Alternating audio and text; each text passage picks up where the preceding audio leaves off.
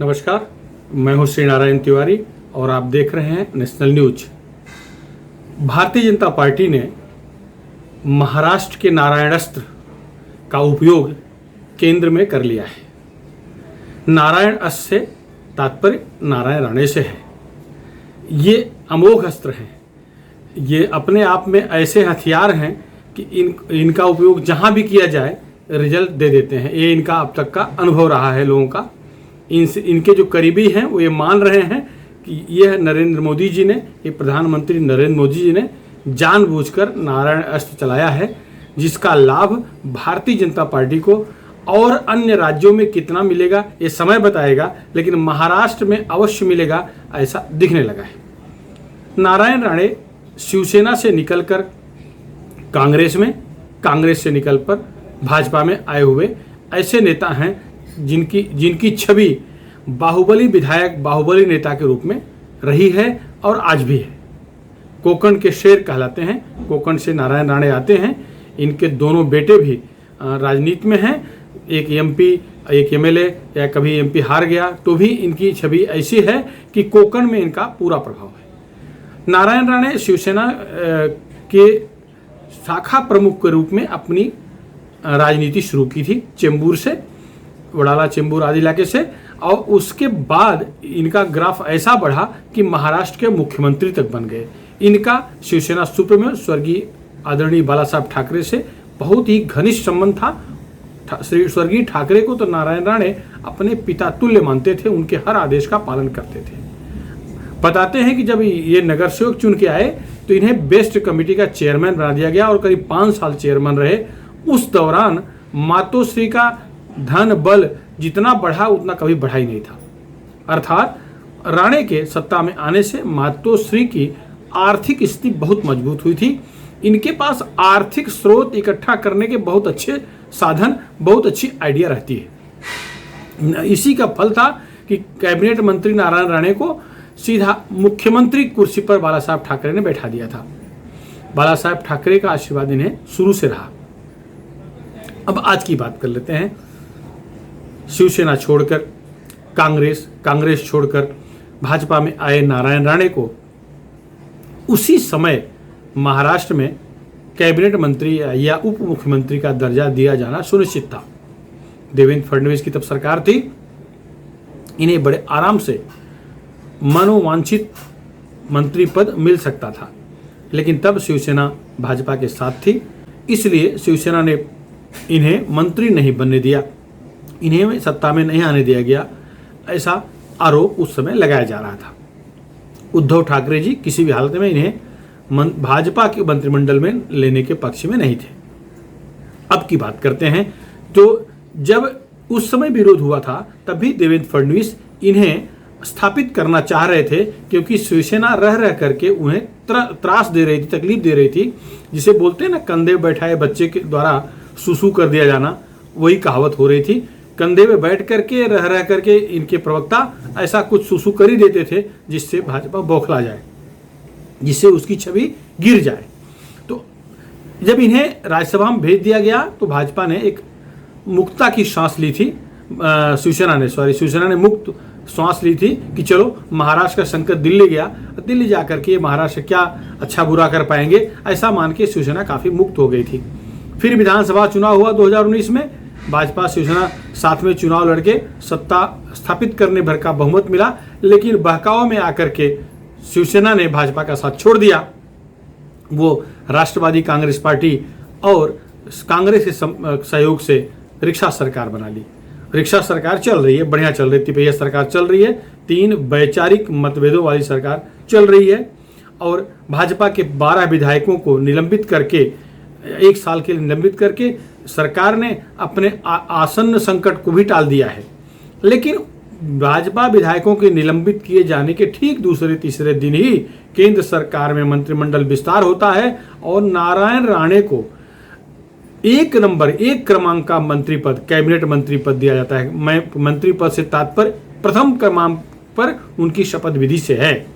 सबसे पहले उनसे बड़े नेता भी वहां थे, लेकिन चूंकि पूर्व मुख्यमंत्री थे और इनका सम्मान बढ़ाना था, इसलिए उन्हें 1 नंबर पर शपथ ग्रहण कराया गया।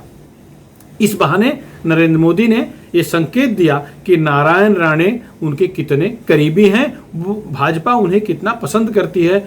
नारायण राणे को मंत्री बना करके भाजपा ने एक तरह से महाराष्ट्र की सरकार पर नारायण अस्त्र ही चला दिया है, जिससे वह देर सवेरे पस्त हो जाएगी, इसमें कोई संदेह नहीं है।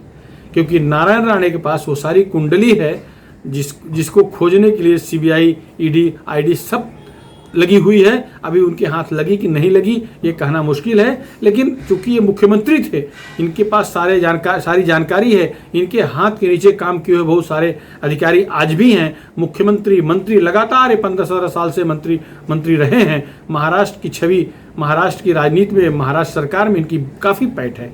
उसका एक उदाहरण मैं देना चाहूँगा। जब विलासराव देशमुख मुख्यमंत्री थे, अगर उस समय मैं उनके केबिन में बैठा था, एक विधायक आया कोई काम लेकर के, विलासराव जी ने, स्वर्गीय विलासराव जी ने कहा, मराठी में कहा था, जिसको मैं हिंदी में कह रहा हूं कि मेरे बोलने से काम अधिकारी नहीं करेगा, चले जाओ विरोधी पक्ष नेता नारायण राणे के पास, तुरंत काम हो जाएगा। ये विलासराव जी ने कहा था। वाकई में नारायण राणे के पास वो विधायक गया और काम हो गया। वो कांग्रेस का विधायक था, उस समय ये शिवसेना की तरफ से विधायक थे और विरोधी पक्ष नेता थे, भाजपा इनके साथ थी। ये नारायण राणे की छवि है। किसी भी अधिकारी की हिम्मत नहीं है कि इनका आदेश को वो न माने, ठुकरा दे। आज भी महाराष्ट्र के अधिकारियों में इनकी अच्छी खासी पैठ है। केंद्र में इन्हें कौन सा मंत्रालय मिला है, इस पर कोई मखौल उड़ाए तो उड़ाए, कहते हैं सूक्ष्म, लघु, मध्यम उद्योग मिला है। संजय राउत जो शिवसेना प्रवक्ता हैं, उनसे पूछा गया तो व्यंग करते हुए कहे कि सूक्ष्म, लघु, मध्यम उद्योग उन्हें दिया गया है। अब वो क्या करते हैं वो उन पर है, लेकिन उन्होंने प्रसन्नता जरूर दिखाई थी कि चलो एक मंत्री पद और महाराष्ट्र को मिल गया। लेकिन उसमें व्यंग भी किया कि प्रकाश जावड़ेकर का जाना, एक ऐसे योग्य व्यक्ति का जाना महाराष्ट्र के नुकसान का सौदा है। ठीक है, ये उनकी अपनी स्टाइल है, लेकिन सच्चाई यह है कि महाराष्ट्र का कोई घाटा नहीं हुआ। महाराष्ट्र में पहले 4 मंत्री थे, नितिन गडकरी थे और राव साहब दानवे थे, प्रकाश जावड़ेकर थे, संजय धोत्रे थे। ये 4 ही मंत्री थे, जिनमें प्रकाश जावड़ेकर कैबिनेट मंत्री, संजय धोत्रे राज्य मंत्री को निकाल दिया गया, नरेंद्र मोदी सरकार ने निकाल दिया है। लेकिन उनके बदले एक प्रकाश जावड़ेकर निकाले गए हैं कैबिनेट से, तो नारायण राणे जैसा कोकण का शेर मंत्री बना है, कैबिनेट मंत्री बना है। और संजय धोत्रे एक राज्य मंत्री निकाले गए, तो उनके बदले 3 राज्य मंत्री और आ गए हैं। देखिए, कपिल पाटिल को भिवंडी से, डॉक्टर भागवत कराड़ को औरंगाबाद से, डॉक्टर भारती पवार को दिंडोसी से, ऐसे 3 राज्य मंत्री और ले दिए गए। कुल मिलाकर के जब पहले 4 थे, अब महाराष्ट्र में 6 राज्य मंत्री हैं, क्योंकि नितिन गडकरी अपने स्थान पर बने हुए हैं और राव साहब दानवे, जिनके बारे में पूरी आशंका थी कि उनकी छुट्टी होनी तय है, सुनिश्चित है, वो ही बने हुए बच गए हैं। बचना ही कहा जाएगा, क्योंकि जब इनको निकाला गया संजय धोत्रे को, तब एक मजाक पत्रकारों हो रहा था, क्या संजय धोत्रे नामक कोई मंत्री भी था, महाराष्ट्र कोई मंत्री भी था। अर्थात इनकी स्थिति यही थी कि ये मंत्री हैं नहीं है, कोई जानता नहीं था। राव साहब दानवे भी ग्राउंड टू अर्थ आदमी हैं, ग्राउंड टू अर्थ मंत्री हैं, नेता हैं। वो भी पब्लिसिटी से बहुत दूर हैं, उनकी बहुत ज़्यादा इस तरह की चर्चा उनकी भी नहीं होती। लेकिन महाराष्ट्र का नुकसान हुआ है ऐसा कहना ठीक नहीं है, उल्टा महाराष्ट्र फायदे में है। और नारायण राणे को पहले क्रमांक पर मंत्री शपथ ग्रहण करा करके जो संकेत दिया गया है, वो दूर तक इसका प्रभाव पड़ेगा। अभी शिवसेना वाले मजाक कर रहे हैं कि नारायण राणे बाहर से आए, शिवसेना से आए, कपिल पाटिल राष्ट्रवादी से आए, भारती पवार कांग्रेस राष्ट्रवादी से आई हैं।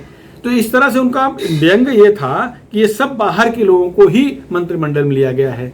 तो जो इस पर भाजपा नेताओं को कहना है कि जो भी अपनी क्षमता दिखाएगा उसे मंत्री पद या पार्टी में सम्मान अवश्य मिलेगा। ये सब सक्षम थे, अगर विपक्ष में थे हैं तो भी सक्षम हैं, सत्ता में हैं तो भी सक्षम हैं, अपने अपने क्षेत्र में इनकी पहुंच है।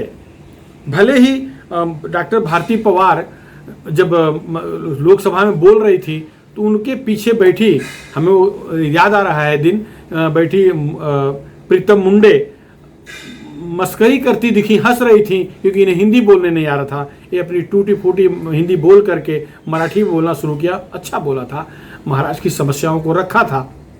लेकिन आज प्रीतम मुंडे सांसद ही हैं और ये राज्य मंत्री बन गई हैं। ये इनकी निष्ठा बाहर से आई है, कहाँ से आई ये अलग मुद्दा है, लेकिन जब से पार्टी में है, भाजपा में है, इनकी निष्ठा को मोदी ने पहचाना और इन्हें एक उचित स्थान दिया। तो महाराष्ट्र घाटे में नहीं, महाराष्ट्र फायदे में है। अब घाटे में नारायण अस्त्र को लेकर के कौन घाटा समझ रहा है ये वो समझे। ये निश्चित है कि कोंकण में इनका जो प्रभाव है, इनका मुंबई में बीएसटी के चेयरमैन रहे हैं, बीएसटी के चेयरमैन रहे, नगर सेवक रहे, मुंबई में इनका पूरा संबंध है। मुंबई, ठाणे या जो भी शहरी इलाके हैं, जो 11 महानगर पालिकाओं के चुनाव आगे होने जा रहे हैं, मुंबई सहित 11 महानगर पालिकाओं के महाराष्ट्र में चुनाव हैं, अगले साल भर के अंदर होने जा रहे हैं। तो उसमें नारायण राणे का जरूर फायदा मिलेगा पार्टी को। नारायण राणे के मंत्री बनाने का फायदा मिलेगा, महाराष्ट्र में मिलेगा, देश भर में स्वरोजगार को जनरेट करना। नारायण राणे पब्लिक से जुड़े व्यक्ति हैं, तो पब्लिक को संतुष्ट करने की कला उनको आती है। स्वरोजगार जनरेट करने में अगर ये सफल रहे तो इनका फायदा पूरे देश को मिलेगा, क्योंकि छोटे छोटे उद्योग को बढ़ावा देना इनके मंत्रालय की प्राथमिकता है और ये अवश्य करेंगे, ऐसा मुझे भी लग रहा है कि कोरोना के संकट में बहुत सारी नौकरियां चली गई हैं, तो इनका दायित्व भी बढ़ गया है। मुझे लगता है नरेंद्र मोदी ने इन्हें जानबूझकर ये मंत्रालय दिया है। महाराष्ट्र के लिए तो ये बहुत काम कर रहे हैं, भाजपा के लिए करेंगे ही। एक बात और स्पष्ट हो गई है कि नारायण राणे को केंद्र मंत्री पद दे करके जो कयास लगाया जा रहा था कि शिवसेना भाजपा फिर महाराष्ट्र में एक हो सकती है, अब वो लगभग समाप्त है, संभावना लगभग समाप्त है।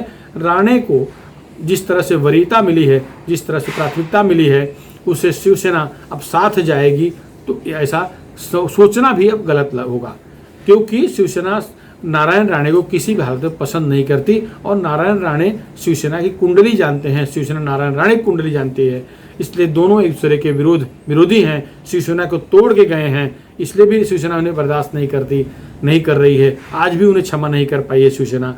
तो अब लगभग दरवाजा बंद है।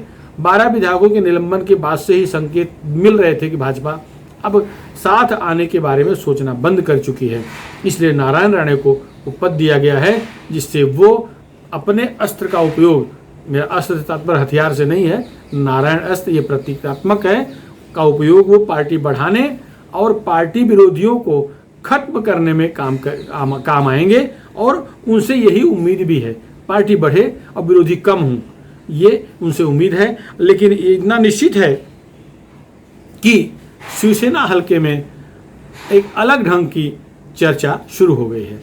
नारायण राणे के करीबी शिवसेना के बहुत सारे विधायक आज भी हैं, बहुत सारे ऐसे विधायक शिवसेना में हैं या शाखा प्रमुख हैं जिनसे नारायण राणे का बहुत बढ़िया रिश्ता है, भले पार्टी अलग हो लेकिन वो संबंध रखते हैं।